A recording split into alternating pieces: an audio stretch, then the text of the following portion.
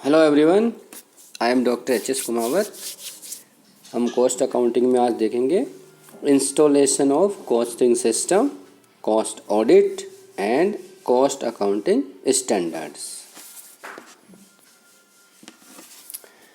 तो अभी हम समझते हैं what is the installation of costing system. Costing वह यूज करते हैं जो मैन्युफैक्चरिंग करते हैं, यानी उनके पास फैक्ट्री होती है, इंडस्ट्री होती है, तो जो मैन्युफैक्चरिंग या प्रोडक्शन करते हैं वही कॉस्ट अकाउंटिंग यूज़ करते हैं। तो उसका एक सिस्टम होता है, उसको हम देखेंगे कि कैसे इंस्टॉल करते हैं, और एक जो आइडियल सिस्टम यानी आदर्श लागत लेखांकन है उस सिस्टम की क्या विशेषताएं होती है, और प्री रिक्विजिट्स यानी कॉस्ट अकाउंटिंग सिस्टम की पूर्व क्या आवश्यकताएं होती है, ये सब हम देखेंगे। और प्रोसीजर देखेंगे, how to install a costing system. तो cost accounting system is a system that accumulates cost. इस सिस्टम में कॉस्ट को यानी डिटरमाइन करते हैं, कॉस्ट टोटल कॉस्ट कैलकुलेट करते हैं, पर यूनिट कॉस्ट कैलकुलेट करते हैं, और फिर हम रिपोर्ट्स तैयार करते हैं, कॉस्ट सीट तैयार करते हैं, और उससे जो इन्फॉर्मेशन प्राप्त होती है उससे मैनेजर्स डिसीजन लेते हैं। A proper cost accounting system assist management in planning and control. तो पहले इंस्टॉलेशन से पहले हम ये फॉलोइंग फैक्टर्स जिनको कंसिडर करना है वो देखते हैं, कौन कौन से फैक्टर्स है before the installing of costing system. In factors को ध्यान रखना पड़ेगा। साइज ऑफ द फर्म, किसी फर्म की साइज छोटी होती है, किसी की बड़ी होती है, तो उसके अकॉर्डिंग ही कॉस्टिंग सिस्टम इंस्टॉल किया जाता है। मैन्युफैक्चरिंग प्रोसेस किस प्रकार की है, nature and number of products का नेचर क्या है, management control needs and raw materials, organisation structure, external factors. इन सभी फैक्टर्स को ध्यान में रखते हुए कॉस्टिंग सिस्टम इंस्टॉल किया जाता है।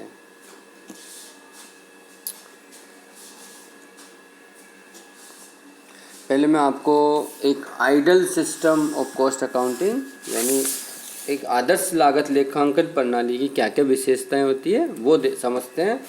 तो लागत लेखांकन प्रणाली सरल होनी चाहिए, यानी लागत लेखांकन की प्रणाली इतनी सरल होनी चाहिए कि सभी के आसानी से समझ में आ सके।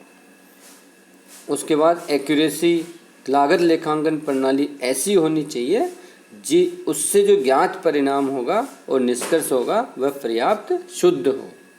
नेक्स्ट इज फ्लेक्सिबिलिटी, यानी समय और परिस्थिति के अनुसार उस लागत लेखांकन प्रणाली में आवश्यक परिवर्तन एवं संशोधन की संभावना होनी चाहिए, क्योंकि परिस्थितियां चेंज हो सकती है तो उस सिस्टम में चेंज करने की संभावना होनी चाहिए।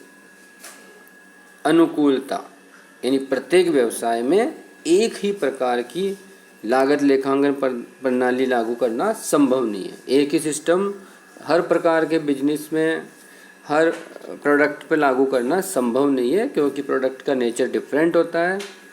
अतः लागत लेखांकन प्रणाली इंडस्ट्री की आवश्यकता के अनुसार होनी चाहिए।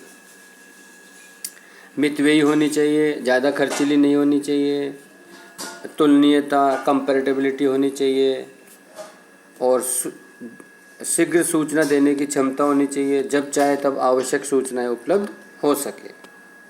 और जो फिनेंशियल अकाउंटिंग है उससे जो रिजल्ट्स हैं, जो प्रॉफिट है, उससे तुलना की जानी चाहिए, और जो अंतर है उसके कारणों का पता लगाया जा सके। और जो भी हम फॉर्म्स यूज करेंगे वो प्रिंटेड होने चाहिए, जिससे लेखांकन कार्य जटिल न हो।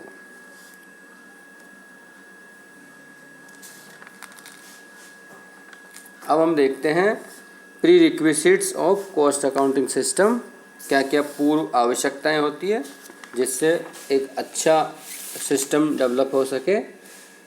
तो फर्स्ट है उत्पादित की जाने वाली वस्तु यानी प्रोडक्ट के विषय में पूर्ण जानकारी होनी चाहिए। और कॉस्ट यूनिट लागत इकाई का चुनाव करना आवश्यक होता है, अभी हम आगे समझेंगे। और जो सूचनाएं हैं, तो सूचनाएं प्राप्त करने हेतु लागत केंद्रों कॉस्ट सेंटर की स्थापना की जानी चाहिए। और जो मटेरियल के लागत के जो विभिन्न एलिमेंट्स हैं, elements of cost, for example material, labour and overhead, इनके लेखांकन की उचित व्यवस्था होनी चाहिए। ऐसे ही मटेरियल की प्राप्ति और उसको इश्यू पर पूर्ण नियंत्रण रखने हेतु रिकॉर्ड्स होने चाहिए, उसकी व्यवस्था होनी चाहिए। और लेबर को पेमेंट करने पर कंट्रोल होना चाहिए। और ओवरहेड्स का एलोकेशन और एब्जॉर्प्शन के लिए कोई उचित नीति का निर्धारण होना चाहिए। और इंटरनल कंट्रोल की व्यवस्था होनी चाहिए। तो हम देखते हैं अब इंस्टॉलेशन ऑफ कॉस्टिंग सिस्टम, यानी एक कॉस्टिंग सिस्टम को इंस्टॉल करने के लिए क्या प्रोसीजर होनी चाहिए वो हम देख रहे हैं। तो लागत लेखांकन प्रणाली की स्थापना के लिए ये जो अब बताएंगे वह प्रोसीजर अपनानी चाहिए। फर्स्ट है तकनीकी विशेषताओं का अध्ययन, यानी तकनीकी विशेषताओं में सामग्री का यानी मटेरियल का स्वभाव, लेबर की ट्रेनिंग और अन्य प्रमुख खर्चों का स्वभाव, प्लांट की क्षमता, गोदाम की क्षमता, निर्मित वस्तु की मांग आदि बातों का समावेश किया जाता है। नेक्स्ट है लागत लेखा विधि का चुनाव, यानी लागत कॉस्ट अकाउंटेंट को उस ऑर्गेनाइजेशन के लिए सबसे अधिक जो उपयुक्त प्रणाली है उसका चयन करना चाहिए। कॉस्ट सेंटर्स लागत केंद्रों का निर्धारण। लागत केंद्र क्या होते हैं? एक कॉस्ट सेंटर डिपार्टमेंट हो सकता है, कोई सेक्शन हो सकता है, उपकरण हो सकता है, मशीन हो सकती है, पर्सन हो सकता है या ग्रुप ऑफ पर्सन्स होता है, जिसके संबंध में लागत संबंधी आंकड़े डाटा इकट्ठे किए जाते हैं और जिन पर लागत नियंत्रण लागू किया जा सकता है। नेक्स्ट है लागत इकाई कॉस्ट यूनिट, उसका निर्धारण। तो लागत इकाई क्या होती है? जिससे हम किसी प्रोडक्ट का मेजर करते हैं, जिसके संबंध में हम लागत ज्ञात करते हैं। फॉर एग्जांपल जैसे हम कॉस्ट यूनिट बोलेंगे पर टन, पर क्विंटल, पर 1000 ब्रिक्स, पर पैसेंजर, पर किलोमीटर, ये सब क्या है? कॉस्ट यूनिट, इनका हम निर्धारण करेंगे। नेक्स्ट है लागत लेखा संबंधी प्रोसीजर का निर्धारण। उसके बाद डॉक्यूमेंट्स के स्टैंडर्ड्स का निर्धारण करेंगे। सामग्री मटेरियल पर कंट्रोल, लेबर पर कंट्रोल, अन्य खर्चों पर कंट्रोल, और फिर कॉस्ट रिकॉर्ड्स बनाएंगे और कॉस्ट अकाउंटेंट आगे रिपोर्ट करेंगे सर्वोच्च। तो इंस्टॉलेशन ऑफ कॉस्टिंग सिस्टम में the nature, method and stages of production, in points को हम ध्यान में रखेंगे जिससे एक अच्छा कॉस्टिंग सिस्टम इंस्टॉल हो सके। तो the nature, method and stage of production, number of varieties and the quantity of product, technical aspects, इनको एग्जामिन करना चाहिए। नेक्स्ट है size, layout and organization of the factory should be study, यानी जो factory organisation है उसकी size कितनी है, बड़े स्तर पर है तो उस हिसाब से इंस्टॉल किया जाएगा सिस्टम, छोटी साइज़ का है तो उस हिसाब से किया जाएगा।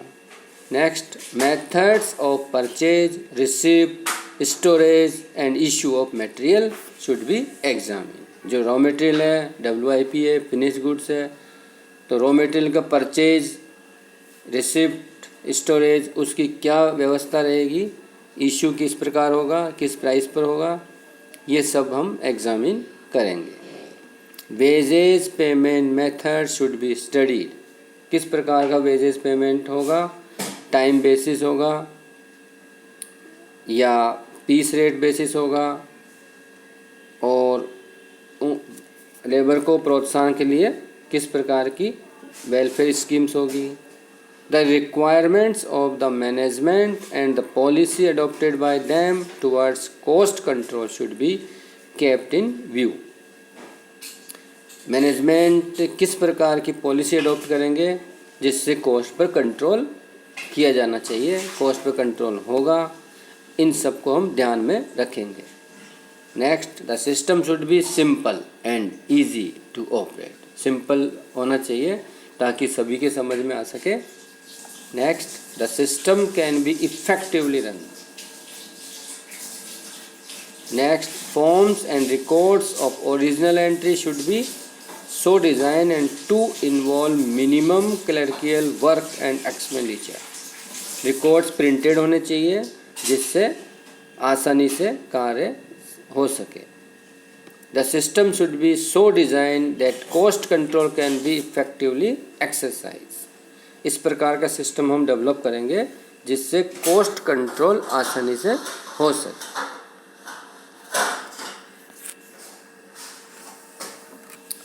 अब हम देखते हैं कॉस्ट ऑडिट. कॉस्ट ऑडिट क्या होती है? ऑडिट मीन्स जांच करना. तो कॉस्ट से रिलेटेड डॉक्यूमेंट्स, प्रोसीजर, इनकी जांच करना ही क्या होता है? Cost audit. तो इसकी डेफिनेशन ICMA लंदन ने दे रखी है. तो as per ICMA London, the verification of the correctness of cost accounts and of the adherence to the cost accounting plan. यानी कॉस्ट अकाउंट्स है उनकी जांच करना, उनका वेरिफिकेशन करना कि वो शुद्ध है, सही है, इसको ही हम क्या बोलते हैं? Cost audit. तो कॉस्ट ऑडिट किन के लिए कंपलसरी है? यह सेंट्रल गवर्नमेंट डिसाइड करती है. If the central government is of the opinion that it is necessary, तो ऑर्डर इशू करती है और उनको कॉस्ट रिकॉर्ड्स मेंटेन करना कंपलसरी होता है और उनकी कॉस्ट ऑडिट करवाना कंपलसरी मैंडेटरी होता है. अब किस किस पर लागू है ये कॉस्ट ऑडिट? तो every company specified in rule 3A. ये कंपनीज एक्ट 2013 में दे रखा है कि जिन जिन कंपनियों पर कॉस्ट ऑडिट एप्लीकेबल होगी. तो इसमें दे रखा है यदि उसका गत वर्ष का फाइनेंशियल ईयर, गत वित्तीय वर्ष का एनुअल टर्नओवर 50 करोड़ या उससे ज़्यादा होगा और यदि रूल 3B के अकॉर्डिंग 100 करोड़ उससे ज़्यादा होगा तो उनको उन पर कॉस्ट ऑडिट करवाना लागू होगा. Now we see cost accounting standard. जिस प्रकार हमारे इंडिया में CA इंस्टीट्यूट है, chartered accountant, institute of chartered accountants of India, उसी प्रकार कॉस्ट अकाउंटिंग के लिए institute of cost accountants of India है जिसका नाम ICMA हो गया. पहले ICWA था, अब ICMA बोलते हैं. तो ये इन्होंने यहाँ पर कॉस्ट अकाउंटिंग स्टैंडर्ड बोर्ड बना हुआ है, वह डेवलप करते हैं कॉस्ट अकाउंटिंग स्टैंडर्ड्स. क्योंकि मैन्युफैक्चरिंग कंसर्न में कभी अकाउंटिंग, कॉस्ट अकाउंटिंग से रिलेटेड कोई प्रॉब्लम होती है तो उसके लिए बोर्ड गाइडेंस नोट इशू करता है. इसी प्रकार कॉस्ट अकाउंटिंग स्टैंडर्ड्स इशू करता है. तो ICWA, now ICMA, Cost Accounting Standard Board develops cost accounting standards to explain the requirements of standards and provide the guidance. Guidance note issue करते हैं with practical examples and illustration on technical issues. उसमें guidance notes में accounting standards में practical भी दे रखा है ताकि आसानी से समझ सके with example relating to cost accounting standards. जो कॉस्ट अकाउंटिंग स्टैंडर्ड्स में क्लियर नहीं होते तो उनको एग्जांपल गाइडेंस नोट में क्लियर किया जाता है, issued by the institute, ICWA institute. Board also issue guidance note.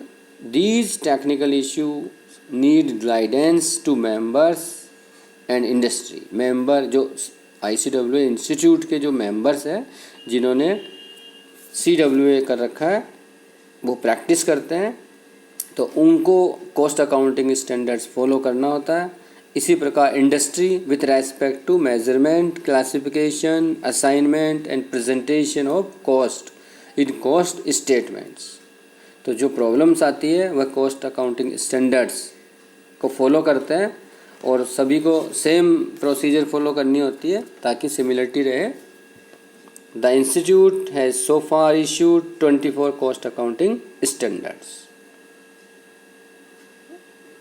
24 cost accounting standards issue हो चुके हैं एंड 9 गाइडेंस नोट्स है ऑन कॉस्ट अकाउंटिंग स्टैंडर्ड्स और 2 है guidance note on treatment of costs relating to CSR, corporate social responsibility activities, and another is maintenance of cost accounting records for construction industry.